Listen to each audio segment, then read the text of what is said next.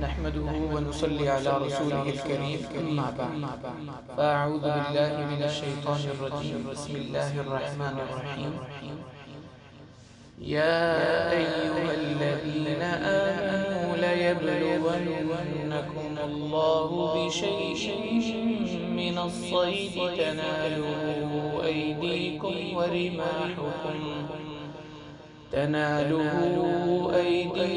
ورماحكم ليعلم الله من يخافه بالغيب فمن اعتدى بعد ذلك فله عذاب أليم يا أيها الذين آمنوا لا تقتلوا الصيد وأنتم حرم ومن قتله منكم متعمدا فجزاء مثل ما قتل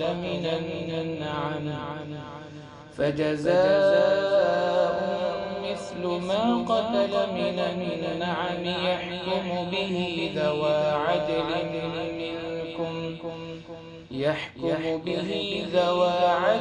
منكم هديا بالغ الكعبة أو كفارة طعام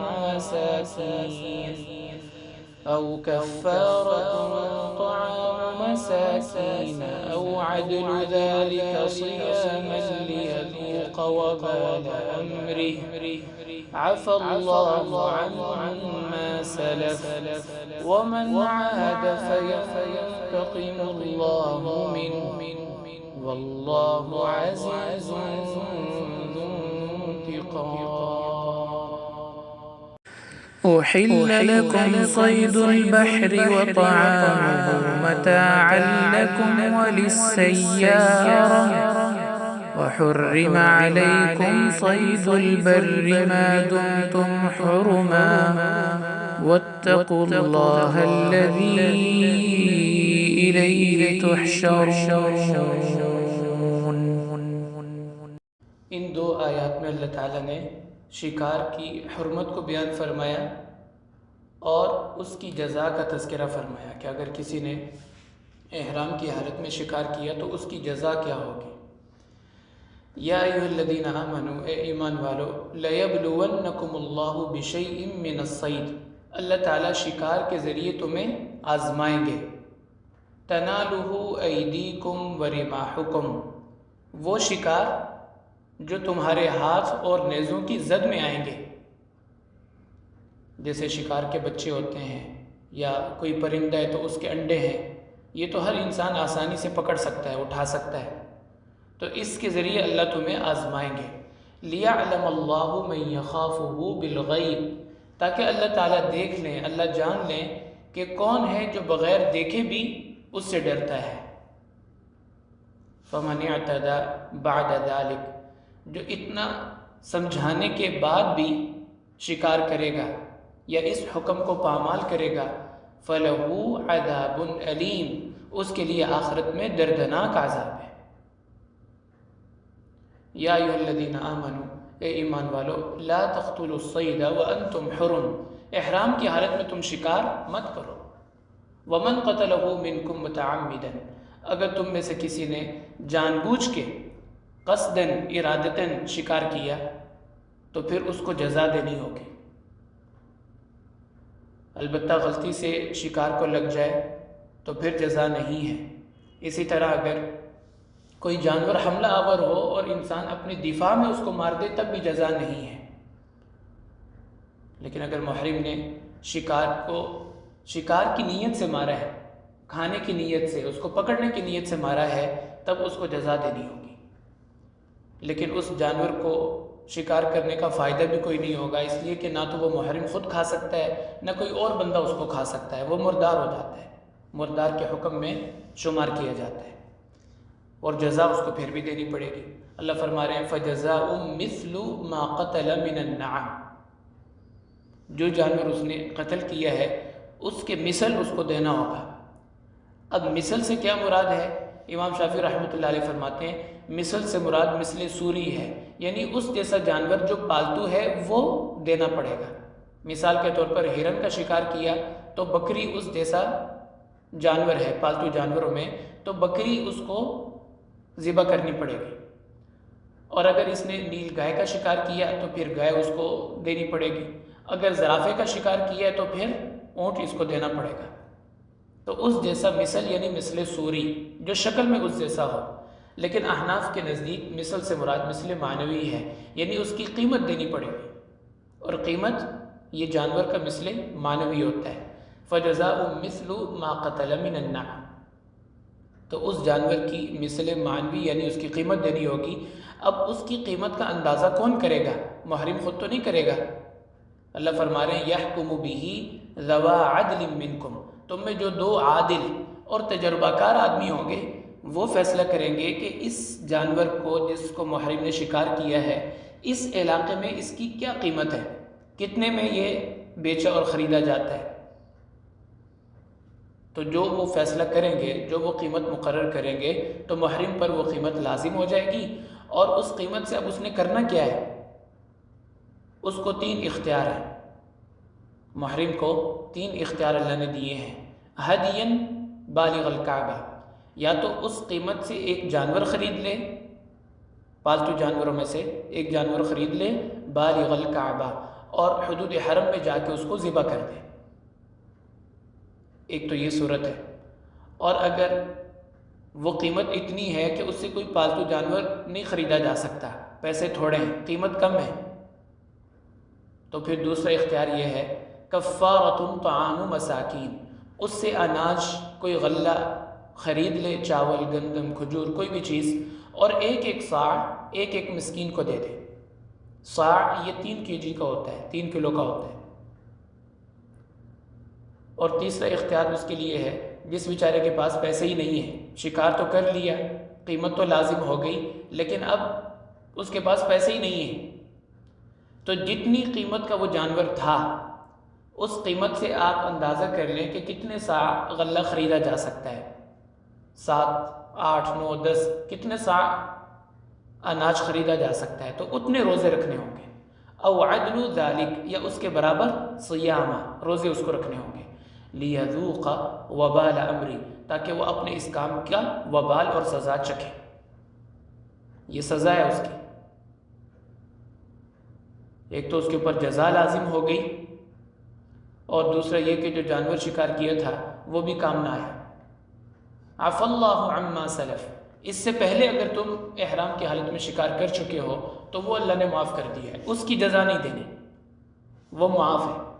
ومن عاد، لیکن جو ایسا آئندہ ایسا کرے گا فینتقم اللہ من، اللہ پھر اس سے انتقام لیں گے۔ واللہ عزیز، اور اللہ کامل قدرت والے ہیں، ذو انتقام، اور سخت انتقام لینے والے ہیں۔ یعنی جو ہو گیا پہلے وہ تو معاف ہے، لیکن آئندہ کرنے کی اجازت نہیں ہے احرام کی حالت میں شکار کرنا۔ اس کے بعد اللہ تعالیٰ کا ارشاد ہے احل لکم صید البحر وطعامہ متاعا لکم وللسیارہ، کہ سمندر کا شکار اللہ نے تمہارے لیے حلال رکھا ہے، تم اس کا شکار کر بھی سکتے ہو اور اس کو کھا بھی سکتے ہو۔ اس لیے محرم اگر سمندر سے مچھلیاں پکڑتا ہے تو وہ اس کے لیے جائز ہے، البتہ خشکی کا شکار حرام ہے، اس لیے فرمایا وحرم علیکم صید البر، صید البر یعنی خشکی کا شکار حرام ہے، ما دمتم حرما، جب تک تم احرام کی حالت میں ہو۔ واتقوا اللہ الذی الیہ تحشرون، ڈرو اس پروردگار سے جس کی طرف تمہیں لے جایا جائے گا، لوٹایا جائے گا۔ اگلی آیت مبارکہ بسم اللہ الرحمن الرحیم یا ایہا الذین آمنوا لا تسألوا عن اشیاء ان تبد لکم تسؤکم وَإِن تَسْأَلُوا عَنْهَا حِينَ يُنَزَّلُ الْقُرْآنُ تُبْدَ لَكُمْ عَفَا اللَّهُ عَنْهَا وَاللَّهُ غَفُورٌ حَلِيمٌ قَدْ سَأَلَهَا قَوْمٌ مِّن قَبْلِكُمْ ثُمَّ أَصْبَحُوا بِهَا كَافِرِينَ۔ بلا ضرورت سوال کرنا، فضول سوال کرنا، اس کی ممانعت ان آیات میں کی گئی ہے۔ یا ایھا الذین آمنوا، اے ایمان والو، لا تسألوا عن اشیاء، ایسی چیزوں کے بارے میں سوال نہ کرو ان تبد لکم تسؤکم، کہ اگر تمہیں ان کی حقیقت کھول دی جائے، ان کا جواب مل جائے، تسؤکم تو تمہیں برا لگے، تمہیں ناگوار گزرے۔ وَإِن تَسْأَلُوا عَنْهَا حِينَ يُنَزَّلُ الْقُرْآنِ، اگر تم قرآن کے نزول کے وقت سوال کرو گے، یعنی جس وقت میں، جس زمانے میں وحی نازل ہو رہی ہے، اللہ کے نبی دنیا میں موجود ہیں، تبد لکم تو پھر تو تمہیں بتا دیا جائے گا وحی کے ذریعے۔ ایسا نہ ہو کہ تم ایسا سوال پوچھو جس سے تمہیں کوئی شرمندگی اٹھانی پڑے یا تمہارے لیے کوئی مشکل پیدا ہو جائے۔ اس آیت کے شان نزول میں مختلف واقعات لکھے ہیں۔ ایک واقعہ تو حضرت اقرع بن حابس رضی اللہ تعالیٰ عنہ کا لکھا ہے کہ حجۃ الوداع کے موقع پر انہوں نے عرض کیا، یا رسول اللہ، کیا اس ایک سال حج کرنا فرض ہے، یعنی زندگی میں ایک حج کرنا فرض ہے، یا ہر سال حج کرنا فرض ہے؟ آپ نے کوئی جواب نہیں دیا۔ انہوں نے پھر سوال کیا، آپ نے پھر ان کی بات کو اگنور کر دیا۔ جب تیسری دفعہ سوال پوچھا تو آپ ناراض ہوئے اور آپ نے فرمایا کہ زندگی میں ایک دفعہ حج کرنا فرض ہے، اگر میں ہاں کر دیتا تو ہر سال حج فرض ہو جاتا اور پھر تم کر بھی نہ سکتے۔ اس لیے جتنی بات میں کرتا ہوں اس پہ عمل کرو، جو نہیں کرتا اس کو چھوڑ دو۔ ایک اور واقعہ بھی لکھا ہے کہ صحابہ آپ صلی اللہ علیہ وسلم سے بس اوقات سوالات پوچھتے تھے، اکثر تو بڑے کام کے اور بڑے مفید سوالات ہوتے تھے، لیکن کبھی کوئی ایسا سوال ہوتا تھا جو بہت ضرورت کا نہیں ہوتا تھا، تو آپ صلی اللہ علیہ وسلم کی طبیعت پر ناگواری ہوتی تھی کہ اس طرح کے سوال پوچھنے کی کوئی ضرورت نہیں ہے۔ ایک دفعہ ناراض ہو کے آپ نے فرمایا کہ تم نے آج جو میرے سے پوچھنا ہے پوچھ لو۔ تو حضرت عبداللہ بن حذافہ سہمی رضی اللہ تعالیٰ عنہ بڑے مخلص صحابی تھے، سادہ طبیعت تھی۔ لوگ ان کے بارے میں شک کرتے تھے کہ ان کی والدہ نے زمانہ جاہلیت میں فلاں آدمی کے ساتھ بدکاری کی ہے اور یہ اس کی اولاد ہیں۔ تو انہوں نے سوچا اچھا موقع ہے، میں اللہ کے نبی سے پوچھ لیتا ہوں، وحی کے ذریعے تائید ہو جائے گی اور پتہ چل جائے گا کہ میرے والد کون ہیں۔ تو انہوں نے پوچھ لیا، یا رسول اللہ من ابی، میرا باپ کون ہے؟ کیا وہی جس کے نام سے میں مشہور ہوں، عبداللہ بن حذافہ السہمی؟ تو کیا میں حذافہ کا بیٹا ہوں یا فلاں آدمی کا جس کی طرف لوگ شک کرتے ہیں؟ تو آپ نے فرمایا تو حذافہ کا بیٹا ہے۔ جب یہ گھر گئے، والدہ کو پتہ چلا تو وہ بہت ناراض ہوئی اور کہا کہ میں نے تیرے جیسا نافرمان بچہ نہیں دیکھا۔ اگر تیری ماں نے زمانے جاہلیت میں بدکاری کی ہوتی تو آج وہ کھل جاتا اور قیامت تک میں اور تو دونوں رسوا ہو جاتے، تو کیا ضرورت تھی پوچھنے کی؟ تو بے مقصد سوال نہیں پوچھنے چاہیے۔ اچھا سوال ہو تو ضرور پوچھیں، چونکہ اچھا سوال کرنا تو آدھا علم ہے، حسن السؤال نصف العلم، لیکن فضول سوال نہیں پوچھنا چاہیے۔ لا تسألوا عن اشیاء، بس اوقات کسی کے سوال پوچھنے کی وجہ سے باقی سب کے لیے مشکل کھڑی ہو جاتی ہے۔ آپ صلی اللہ علیہ وسلم نے ارشاد فرمایا، اگر کوئی چیز حلال تھی، جائز تھی، کسی کے سوال پوچھنے پر اللہ نے اس کو حرام کر دیا تو وہ میری امت کا سب سے گناہگار شخص ہے۔ اس لیے جن چیزوں کو بیان کر دیا بس اس پہ عمل کریں۔ زیادہ سوالات پوچھیں گے تو بنی اسرائیل کی طرح پھر مشکل بھی زیادہ ہو جائے گی۔ انہوں نے سوالات کر کر کے گائے کی عمر کیا ہو، اس کا رنگ کیا ہو، سائز کیا ہو، کتنا مشکل اپنے لیے کر لیا۔ تو وہ سوال کریں جو مقصد کا ہے بس۔ لا تسألوا عن اشیاء ان تبد لکم تسؤکم، ایسی چیزوں کے بارے میں سوال نہ کرو کہ اگر تمہیں وہ ظاہر کر دی جائیں، تمہیں ان چیزوں کا جواب مل جائے، تسؤکم تو پھر تمہارے لیے کوئی مشکل کھڑی ہو جائے، یہ تمہیں ناگوار گزرے۔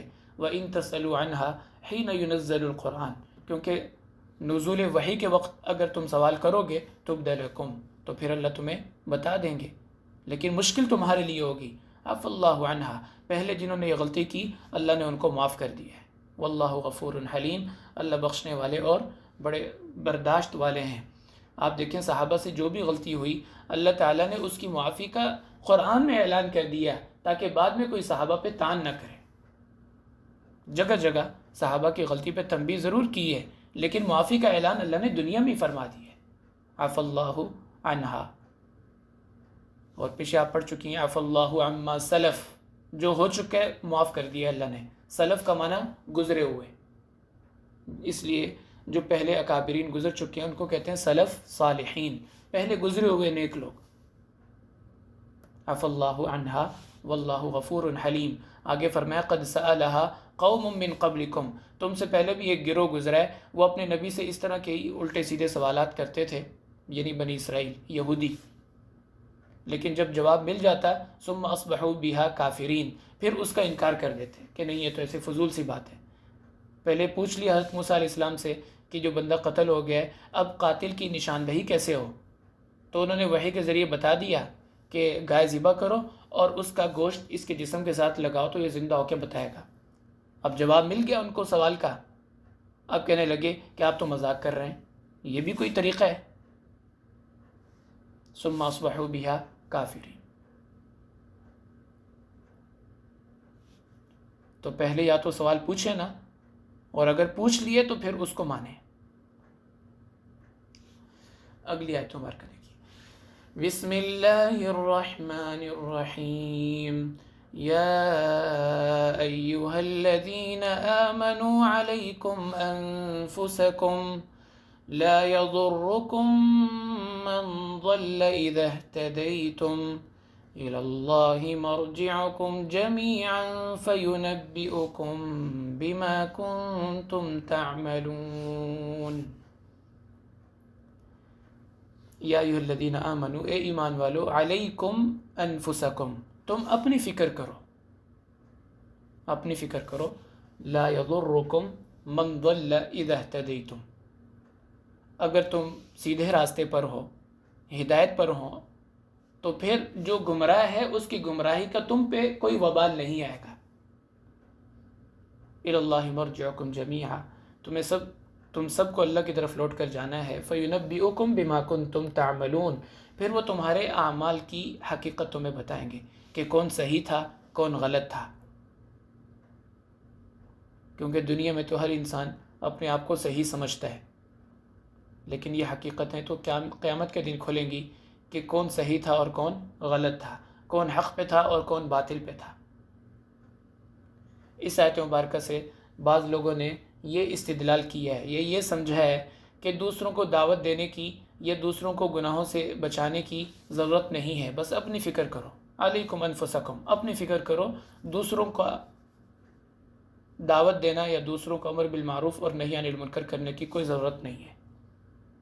لیکن حضرت ابوبکر رضی اللہ تعالی عنہ، ترمذی کے اندر، ابو داؤد کے اندر، مختلف کتابوں میں واقع لکھا ہے کہ وہ فرماتے تھے اس آیت کا وہ معنی نہیں جو تم سمجھتے ہو، کیونکہ میں نے خود اللہ کے نبی صلی اللہ علیہ وسلم کو یہ فرماتے ہوئے سنا کہ جب کسی معاشرے میں گناہ عام ہو جائے، ظلم عام ہو جائے، لوگ باوجود قدرت کے اس کو ظلم سے، گناہ سے منع نہ کریں، تو اللہ کی طرف سے جب عذاب آئے گا تو سب کو اپنی لپیٹ میں لے گا. اس لیے امر بالمعروف اور نہی عن المنکر یہ کرنا اس امت کا فریضہ ہے. کنتم خیر امت اخرجت للناس، تم بہترین امت ہو. بہترین ہونے کی وجہ کیا ہے؟ وہی 2 آنکھیں، وہی 2 کان، 2 ہاتھ جو پہلی امتوں کے تھے. آخر کیا خصوصیت ہے کہ تم بہترین امت ہو؟ تأمرون بالمعروف وتنہون عن المنکر، کیونکہ تم ہو تو ان لوگوں کی طرح، لیکن اللہ نے کام تمہیں نبوت والا دیا ہے. ختم نبوت کی برکت سے نبوت والا کام اللہ نے تمہیں دیا ہے. نبی، اب نبوت تو کسی کو نہیں ملے گی، کوئی نئے نبی تو دنیا میں نہیں آئیں گے، لیکن نبوت والا کام قیامت تک رہے گا. اور وہ کون کرے گا؟ یہ امت. تو فرمایا اس آیت کا معنی یہ ہے، حضرت ابوبکر رضی اللہ تعالیٰ عنہ فرماتے تھے اس آیت کا معنی یہ ہے کہ اگر تم اپنا کام پورا کر چکے ہو، امر بالمعروف اور نہی عن المنکر کا فریضہ تم نے سر انجام دے دیا، پھر بھی کوئی بات نہ مانے اور نافرمانی پہ، گناہ پہ، ظلم پہ لگا رہے، اب جو وبال آئے گا اس سے اللہ تمہیں بچا لیں گے. یہ معنی ہے اس آیت کا کہ صحابہ جب کفار کو دعوت دیا کرتے تھے، ان کو سمجھاتے تھے، تو وہ نہیں مانتے تھے، تو یہ پریشان رہتے تھے کہ ایسا نہ ہو کہ ان کے گناہوں کی وجہ سے جب وبال آئے، سزا آئے، تو ہم بھی اس کی لپیٹ میں آ جائیں. تو اس موقع پر اللہ نے آیت مبارکہ نازل فرمائی کہ اب تم ان کو چھوڑ کے اپنی فکر کرو. علیکم انفسکم، تم اپنی فکر کرو. لا یضرکم من ضل اذا اہتدیتم، اگر تم ہدایت پر ہو، اور ہدایت پر ہونا یہ خود اس بات کی دلالت ہے کہ امر بالمعروف اور نہی عن المنکر کرنا ضروری ہے، کیونکہ بغیر امر بالمعروف اور نہی عن المنکر کے آدمی ہدایت پر یا درست راستے پر تصور ہی نہیں کیا جاتا۔ تو قرآن اپنے پہ ہونے والے اعتراض کا یا اشکال کا خود جواب دیتا ہے۔ اذا اہتدیتم، ہدایت پر تو تبھی ہوں گے نا جب اللہ نے وہ کام جو ذمہ لگائے اس امت کے اس کو پورا کریں گے۔ لا يضركم من ضل اذا اهتديتم الى الله مرجعكم جميعا فينبئكم بما كنتم تعملون۔ اس کے متصل بات اگلی آیت مبارکہ میں اللہ تعالیٰ نے گواہی کا طریقہ بیان کیا ہے کہ جب انسان کی موت کا وقت قریب ہو اور اس نے کوئی وصیت کرنی ہو تو دو لوگوں کو گواہ بنا لے۔ بسم اللہ الرحمن الرحیم، یا ایہا الذین آمنوا شہادت بینکم اذا حضر احدکم الموت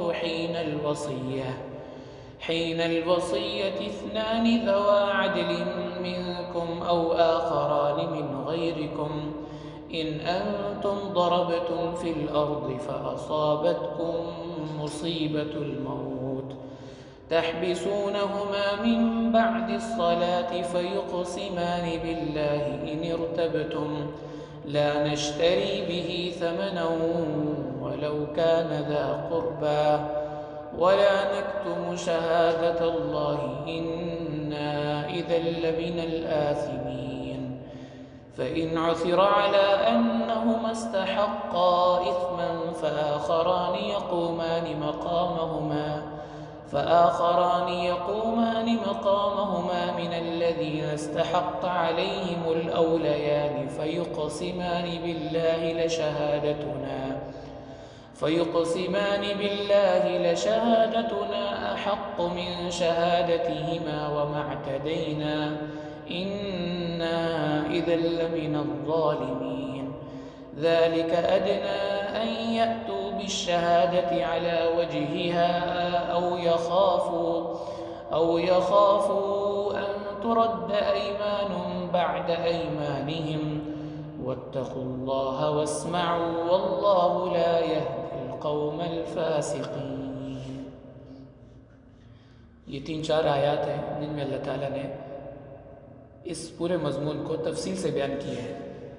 طریقہ یہ ہے کہ جب کوئی آدمی مرنے کے قریب ہو اور اس کو اپنی موت کے اثرات اور علامات نظر آنا شروع ہو جائیں تو وہ وصیت کرے، اور وصیت جس کو کر رہا ہے اس کے اوپر 2 لوگوں کو گواہ بنا لے۔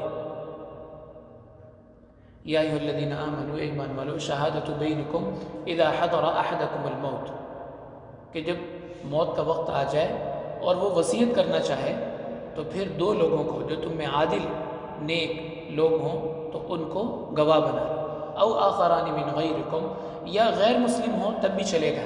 ان انتم ضربتم فی الارض، اگر تم کہیں سفر میں ہو اور وہاں مسلمان نہیں ہیں، فاصابتکم مصیبت الموت، اور موت کا حادثہ پیش آ گیا یا موت کا وقت قریب ہے، طبیعت اتنی خراب ہو چکی ہے کہ اب موت سامنے نظر آ رہی ہے، گواہ بنانے کے لیے کوئی 2 مسلمان نہیں ہیں، تو پھر 2 غیر مسلم بھی گواہ بنائے جا سکتے ہیں۔ تحبسونہما من بعد الصلاۃ، پھر ان 2 گواہوں کو نماز کے بعد روک لیا جائے، فیقسمان باللہ، اور وہ اللہ کی قسم کھا کر کہیں کہ ہم جو گواہی دے رہے ہیں وہ بالکل حق اور سچ ہے، بالکل درست ہے۔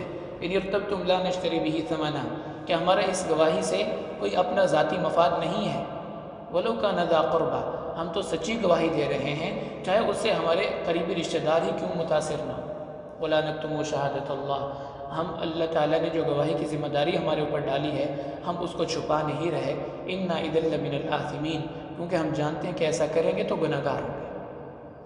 ان آیات کے پیچھے ایک شان نزول، ایک واقعہ مفسرین نے لکھا ہے کہ حضرت بدیل رضی اللہ تعالیٰ عنہ ایک صحابی تھے، وہ 2 ساتھیوں کے ساتھ تجارت کی نیت سے شام تشریف لے گئے۔ یہ صحابی تھے یعنی مسلمان تھے، اور جو 2 ساتھی تھے وہ عیسائی تھے۔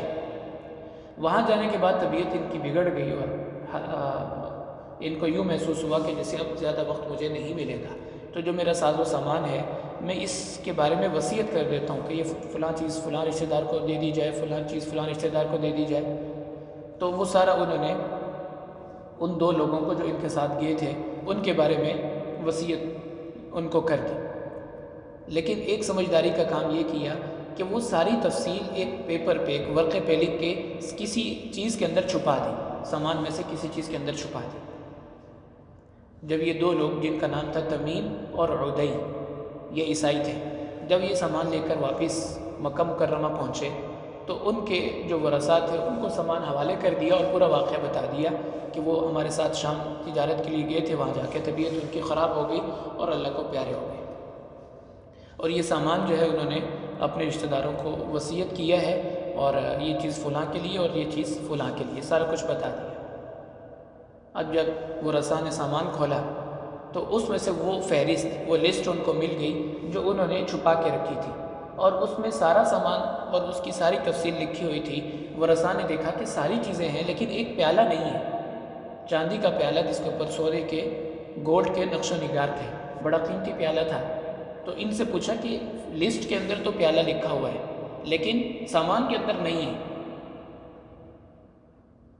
تو انہوں نے کہا کہ نہیں، اس پیالے کا تو کوئی تو انہوں نے تذکرہ نہیں کیا، ہم نے تو وہ پیالہ نہیں دیکھا ان کا، جیسے انہوں نے سامان دیا تھا ہم نے لا کے تمہیں واپس کر دیا۔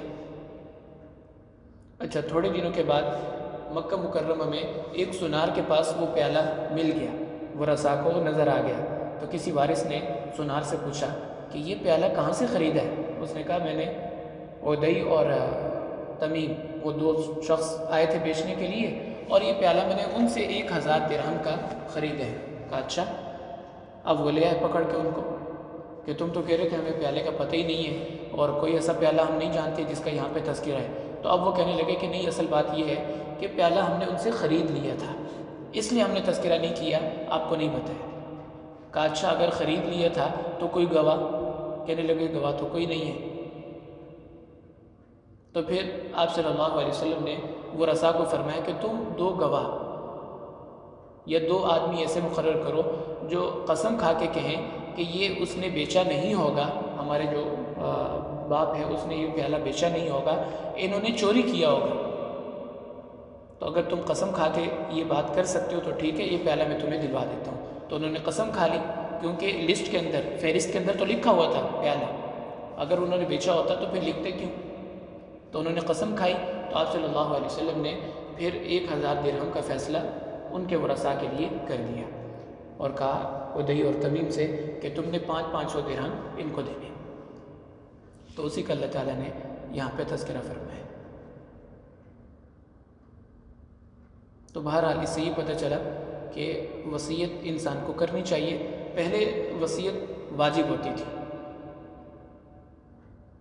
لیکن جب اللہ تعالیٰ نے میراث کے حصے مقرر کر دیے، وراثت کے حصے مقرر کر دیے، تو اب وصیت کا وجوب ختم ہو گیا، لیکن استحباب باقی ہے۔ جیسے حدیث شریف میں آتا ہے کہ 3 دن ایسے نہیں گزرنے چاہیے کہ انسان نے اپنی زندگی کی کوئی وصیت نہ لکھی ہو، لیکن یاد رکھیں کہ وارث کے لیے وصیت نہیں کر سکتے، غیر وارث کے لیے وصیت کرنا ابھی بھی جائز ہے۔ الا لا وصیت لوارث، فرمایا وارث کے لیے کوئی وصیت نہیں کر سکتا، کیونکہ ہر ایک کو اللہ نے اس کا حق دے دی ہے۔ بیوی کا حق 4تھا حصہ ہے یا 8واں حصہ ہے، یہ مقرر ہے۔ اب کوئی اپنی بیوی کو زیادہ دینا چاہے وصیت کے ذریعے، یہ جائز نہیں ہے۔ تو وصیت کے جو حصے اللہ نے مقرر کر دیے ہیں وہی رہیں گے، اور وارث کو وصیت کے ذریعے زیادہ دینا یہ جائز نہیں ہے۔ البتہ غیر وارث کے لیے وصیت کر سکتے ہیں، لیکن اس کو پھر 2 گواہوں کے ذریعے پختہ کر لینا چاہیے، 2 لوگوں کو گواہ بنا لینا چاہیے، تاکہ جو لکھا ہوا ہے کل اس کا تو کوئی بھی انکار کر سکتا ہے کہ یہ تو اس کے ہاتھ کی لکھائی نہیں ہے، اس لیے 2 لوگوں کو گواہ بنا لے تاکہ پھر کل ورثاء کے لیے کوئی پریشانی نہ رہے۔ آج کے لیے بس اتنا ہی کافی ہے۔ اللہ تعالی ہمیں عمل کرنے کی توفیق عطا فرمائے۔ وآخر دعوانا ان الحمد للہ رب العالمین۔